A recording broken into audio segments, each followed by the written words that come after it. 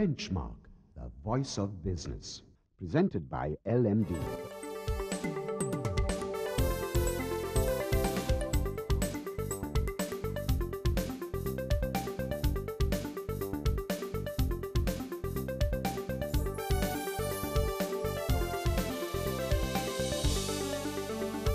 On this edition of Benchmark, the CEO of Fine Furniture, Martin Klement, is in the studio today as we discuss a range of issues facing Sri Lanka's furniture industry.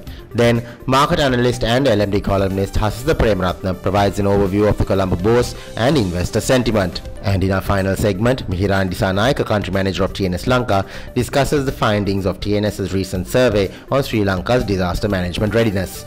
That's the lineup for Benchmark. Hello and thank you for tuning in to Benchmark, the Big Picture Business Program. I'm Savitri Rodrigo. Today in our studios, we have with us Martin Klement, who is the Chief Executive Officer of Fine Furniture, and we are focusing on the furniture industry and some of the issues that are facing the industry. Martin, so good to have you in our studio. Hi, thank you. Thank you very much. When you look at the furniture industry, what would you describe it as currently? I would actually currently describe the furniture industry into two segments. One would be the traditional craftsman's furnitures, what is mandatory used in the industry or in the domestic houses. And the second segment would be the commercialized furniture, where you basically, I would segment it in minimum for maximum. Low quality, no standards, no safety, no environmental friendly aspects, but high price. Where I also feel like is that the local manufacturing furnitures has actually a huge potential for me on an export basis. What I feel the industry should open the eyes and look out of the horizon and maybe take the risk and approach people overseas, because I'm sure people like the furnitures what been manufactured in Sri Lanka, what are handmade furnitures, not commercialized furnitures. Speaking of handmade furniture, Sri Lanka has always had a tradition of handmade furniture passed off as heirlooms from generation to generation. Do you feel that the trend is changing? What are the trends you are seeing in the industry? I definitely can confirm that the trend is changing. The reason why it's changing is because new generation coming into place. A lot of people in younger generation who have studied overseas coming back to Sri Lanka. They have been exposed, they have seen what is available out of the Sri Lankan island. I think even local people have access to internet, to TV. They can see what is going on. And the living standard in the moment as a general overlook is definitely modern, contemporary, durable and functional furnitures. And end of the day, people look for the coziness in their individual houses, where everyone has a different taste, but definitely wants to feel comfortable in his own way. So I'm very, very sure in another 5 to 10 years, the furniture selection of the individual people will definitely go in that more modern living as it may is right now, because of the new generations coming into place. The millennials, Gen Y, all of them are now moving into online shopping. Also, telecommuting is making requesting for furniture to be more versatile, more flexible, more multidimensional, multifunctional, and also going green. So all these things are coming up. How are those trends impacting the industry? I think the green factor is very important. I think that's actually, if not at all, the most important factor, because I think the planet needs more trees and not less trees. And the furniture industry mainly use wood to produce furnitures, even if it's a chipboard or is it a solid timber or fiber board. End of the day, the main source is wood. And when you cut the trees down, end of the day you will end up without trees. And when you end up without trees, you have no oxygen, because we will not be able to breathe anymore. I think that's something we really should take as serious and alarming to look into it. And the other side effect is if you use sustainable wood for the furniture industry, it's not just that you save the environment, it is also that the quality of the furniture, what it can be manufactured, is of much higher standards. And besides of the innovative side, it becomes much more functional and higher performance and durability. And I think that's what all matters, right? That we end of the day have a safe planet, and our children's and children's grandchildren, whatever, have trees to breathe freely and happily. What about the online factor, shopping online, is that increasing? I think online shopping comes very convenient. I think the individual people become a little bit lazy these days, you know. They don't really want to leave the house. They don't really feel going out, especially in Sri Lanka. Traffic is horrible, right? Sometimes you don't really feel like going to a shopping mall or whatever because of the traffic. So I think the online shopping comes more and more convenient habit for the individual people, not only in Sri Lanka, I think globally. I'm not sure if the furniture industry has tapped into this as much in Sri Lanka, maybe in certain selective products, but definitely not in the wide range as it may available overseas, where you have basically your big furniture shopping mall who offers their own shopping online mall, right? So I think this is something should be looked into with time, and has definitely potential. Yes, I agree. Sri Lanka Design Festival, for instance, is looking at nurturing intellectual knowledge-based interior design industry. Now, how long do you think that will take before we actually make an indentation even in the industry? No, I think it's there. I mean, some way it's there. It's just like it needs to be just shout out much louder. Do say, okay, we are having good talents in this industry. We're having good young, fresh people coming out who are looking for this interior designs. Problem is we don't have the resources who are manufacturing to that level, right? So as I said, from fine furniture's point, we can give the interior designer that, you know, but we of course have limited space available to recruit them.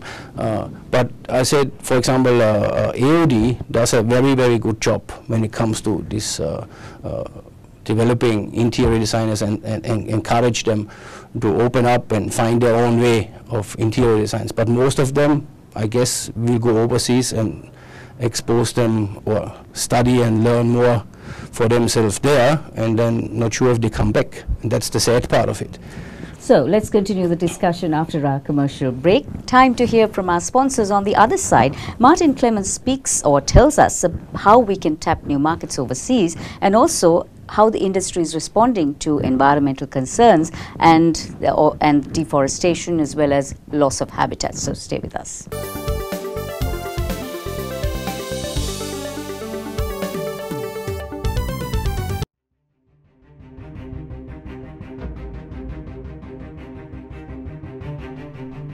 When we entered the industry in 1995, a new star was born as a fully owned subsidiary of People's Bank. For those seeking to grow their businesses, PLC provided the seed.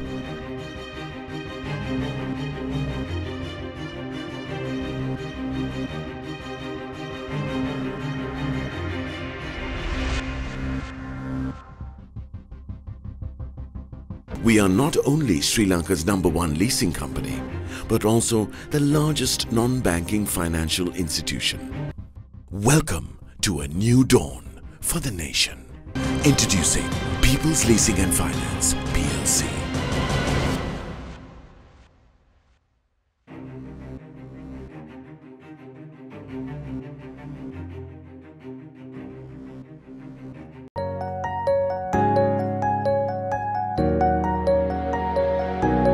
We understand that savings provide for life's special moments.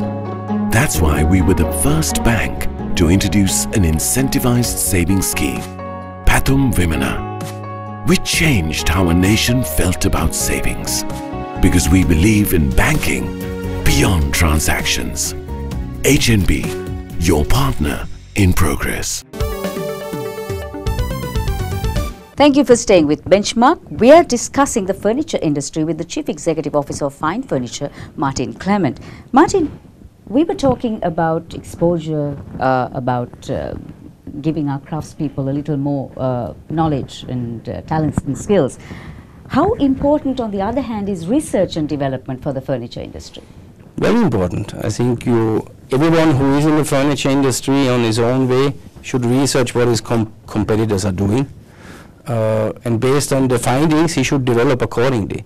As I said earlier, when you just stick to your own concept over years and years and years, and you are not willing to develop, then one day you will be realizing that you may be left behind. And that would be a sad part, because knowing what the competition is doing, knowing to find out what kind of furniture coming into the country, where's the trend right now, what do the consumer buy, what do the consumer want, is very, very important to stay in the business, right? Because as I said, the people's mind changes, people's expectation of furnitures, the looks of furniture will change. So I think everyone who is in the industry should definitely focus on developing according to the trend what is being shown by the consumer, because the consumer is end of the day telling the manufacturer, okay, this is what I want, so please make it for me, right? So very important. Sri Lanka is currently exporting furniture and our main buyer is India. What do we need as a country what does it take for us to tap into new markets? I think a big government support is required to open the doors for the local industry to level their standards of production, where they require much more sophisticated and modern tools, machineries, to be able to manufacture quality furniture and higher standards in performance and durability. And I think in the moment a lot of them be not able to, even they would want to, they are not able to do so because of the high costs of importing machinery to Sri Lanka, because the duties are tremendous high, and that's not very supportive to develop industry in any segment. Does not mean furniture. Everything where there is potential of manufacturing something requires proper machinery and proper tools, and if you do not have them available or affordable available, you will think twice if you want to go that step. So I think the government should really look into supporting this industry much, much more, as I said earlier, because I feel the local manufacturing of quality craftsman's furniture has a huge potential, not only in India. In Europe, I think in America, in Middle East, I'm very, very certain there is a huge market for them, but you need to have proper machinery to maintain quality, to maintain the consistency, because if you have the demand, you need to be able to deliver. There is the Forest Stewardship Council certification, the Rainforest Alliance accreditation, and most companies are now moving towards that. But Sri Lanka's industry actually responding to environmental concerns, to the deforestation that emits from due to the industry? I'm not aware about it, that they do that, to be very honest. If the current industry would be concerned about environmental friendly production or environmental friendly import, Sri Lanka would not be flooded with rubbish from China and all the cheap products what coming in, because that's the only one you can bring in at the current situation, because they are cheap and they will be the end of the day one in the shelf who can remain as affordable, but as I said earlier, minimum for maximum. Low quality, no safety, no environmental friendly production, but a very high price, and no durability. End of the day, the consumer ends up of buying one piece and have to buy it maybe in 2 years 5 times the same. So in the long run, he is wasting money unnecessarily, and where does the rubbish go? That's the question we should ask ourselves. Where is all the rubbish going? I mean, Sri Lanka is an island, and I do not see where all this rubbish is going. So I'm wondering, does it go under the ground? Does it go in the sea? Very concerning, because if you do this another 50 years, you might pollute your island, what is so beautiful, and you will have no more tourists, because you'll be having a smog like in China, right? So I think people really should start thinking or try to contribute on environmental friendly furnitures to promote it more. Everyone, you, me, the government, the industry, because as I said, 50 years more, when you do that, we don't know what will happen. Sustainability is an issue. Yes. So just finally, Martin, what is your outlook for the furniture industry over the medium term? I would say the next 5 years, 5 to 10 years, considering the huge developments in this country right now on luxury apartments building what's coming up, and 7 stars and 5 stars and everything has so many stars. The prices is also accordingly. I think there will be a significant change coming eventually. There is no way of not having it, because the modernity and the luxury what the developers or architects bringing into this new condominium construction or high-rise developments requires that kind of living standard. So that means the modern, contemporary and functional and durable furnitures will find his way very, very quick. And I think it will something what people will appreciate, because when you invest in an apartment for 50 million, 100 million, you know, you get an apartment was empty and you need to furnish it. So when you spend so much money to buy an apartment, might as well spend a little bit of extra money to furnish it properly and be happy and have a product that is durable and looks nice, has a good performance, is tropicalized, suitable. That's also very important. Then I think everyone will be happy. Right. Thank you, Martin. Thank You're you. welcome. Thank you very much. I hope everyone is as optimistic as you. I am.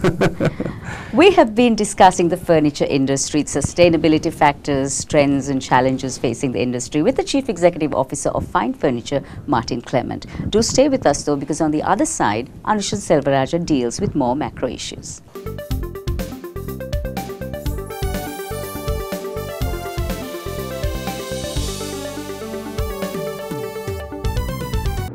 Sri Lanka's #1 leasing company is now the nation's largest and highest rated finance company with 2 international ratings. Let us move the nation as one with People's Leasing and Finance PLC.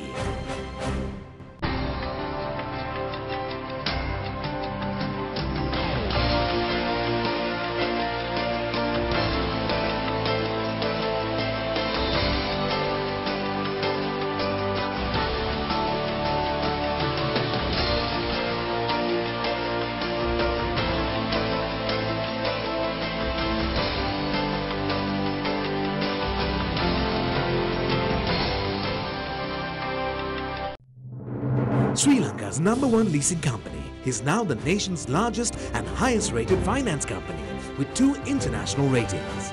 Let us move the nation as one with People's Leasing and Finance PLC.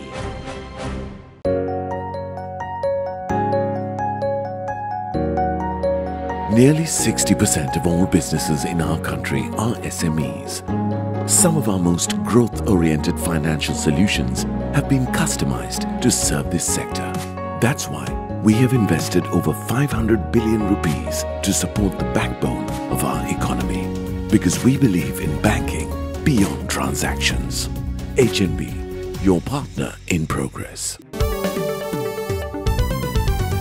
Welcome back to the show. I'm Anushan Selvaraja. Now for a closer look at the latest on the bourse. Joining me is market analyst and LMD columnist Hasta Premaratna.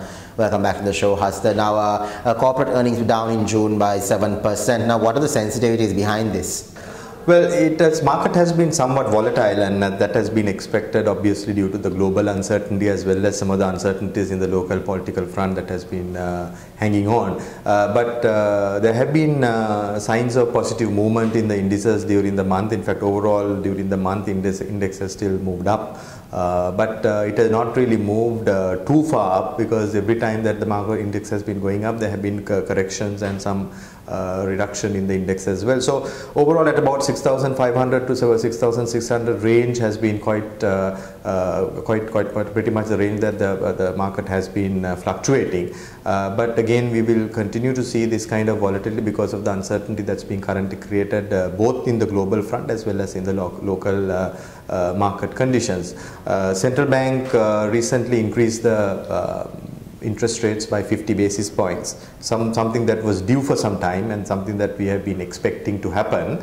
However, it has been dragging on for some time, obviously due to the political pressure probably to keep the interest rates low. But with the new governor coming in, there was an early signal to the investors that there will be more economic fundamentals that will be respected by the central bank in making decisions related to interest rates and other monetary policy decisions. So that was viewed positively by the investors, and of course since then we have seen some positive direction in the market. Now, large-scale projects are finally getting back on track. Hasita, how do investors, both the local and global, perceive this? Well, we've seen in the last few months some of the planned projects getting into actually the actionable stage, especially the Port City project, which has been stalled for some time, is actually now getting into operational stage, and there have been plans for commencement in October, which is a very positive sign, and that obviously brings foreign currency inflows to the country. Plus also it gives the message that the China connectivity is now being made and things are happening in a more positive light. So that gives investor confidence. Obviously, the second angle to it is that there is the Hambantota development projects for which the Chinese government is and corporations are getting fully engaged. So that's another important step towards the way forward on Chinese investments. In the meantime, we are also seeing in Colombo the light rail transit mechanism to come in, and that's something that's going to come in the next few months, I guess, in terms of the feasibility. So the Japanese funding has been promised to that, so which is now again a positive sign to look at. Apart from that, we've also looked at the most recent announcement that there will be quotations called in, the contractors called in to do the Central Expressway to Kandy. So these projects are big projects, and these projects have been absent in the last 18 months in this country with the new government coming into power, because they've taken some time, they've taken time to rebuild certain negotiations, revisit some of the projects that were going on. So finally we are seeing some light at the end of the tunnel, which is good news for all investors. So this is giving positive momentum. This is definitely giving positive signals for investors to change direction and look at things in a more positive angle. Obviously, there will be still hiccups, and you can expect things to be somewhat time to time stagnated. But overall, getting things started and going, especially the ties with China, is a very positive move from the Sri Lankan economy point of view.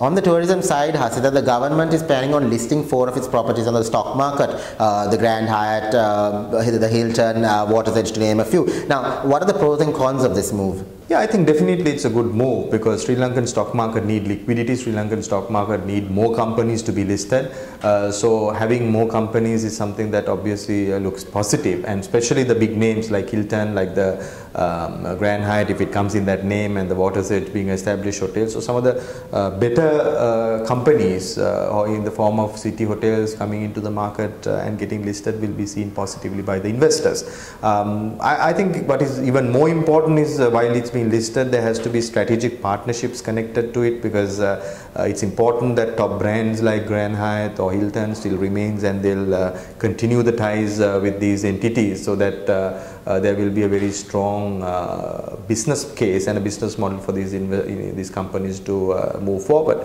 But from investors and in the stock market angle, I think definitely it helps to improve the liquidity, and also to have some big names in a very important and growing industry in Sri Lanka. Thank you for joining us, Hasita. Thank you. That was market analyst and LMB columnist Hasita Premaratna. We'll be right back after a short commercial break with the latest on the LMB TNS survey. Stay tuned.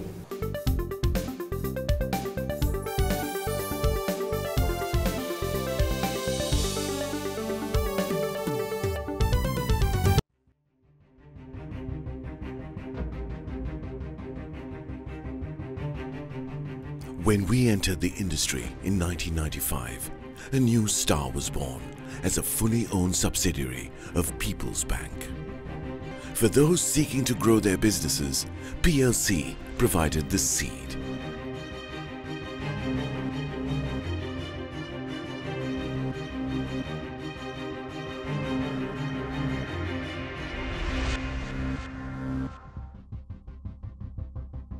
We are not only Sri Lanka's #1 leasing company, but also the largest non-banking financial institution.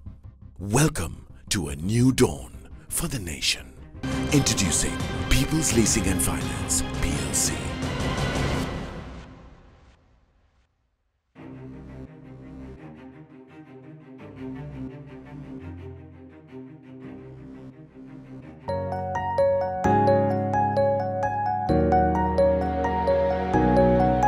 Gami Pubudua, our microfinance offering, makes it possible for the youth of this country who have a viable business plan but lack the funds to realize their dreams. We are committed to grassroots level entrepreneur development because we believe in banking beyond transactions. HNB, your partner in progress. Hello and welcome back to Benchmark. I'm Anushan Selvaraja. Now for a closer look at the latest on the LMB TNS survey, joining me is Country Manager for TNS Lanka, Mihirani Disanaika. Welcome back to the show, Mihirani. Now, just to start off as usual, just give us a brief overview of the current survey. The background to the August survey was about, recent times we faced different disasters, natural disasters, man-made disasters, and people faced a lot of tragedies in Sri Lanka. So with that background, we wanted to understand people's opinion about how the state or the government or other authorities in the country handle these situations and what are the capabilities they have to handle it in the future as well. Now, according to the poll results, Mihirani, do the people believe that the state or the authorities in charge are prepared to face such disasters? There's no much overwhelming reaction from people to that question. Just about 36% of people believe that the country is ready to handle this kind of situation efficiently and the way they require it.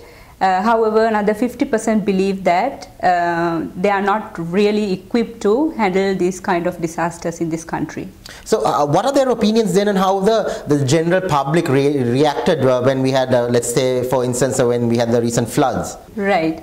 If you actually recall or remember some of the media coverages and even social media, how people have posted their reactions and eagerness to support these victims in these countries, and very happy to see that kind of reaction. In line with that, 7 out of 10 people who we interviewed also believe that the people in this country was really around and rally around these victim people and in these areas to support them.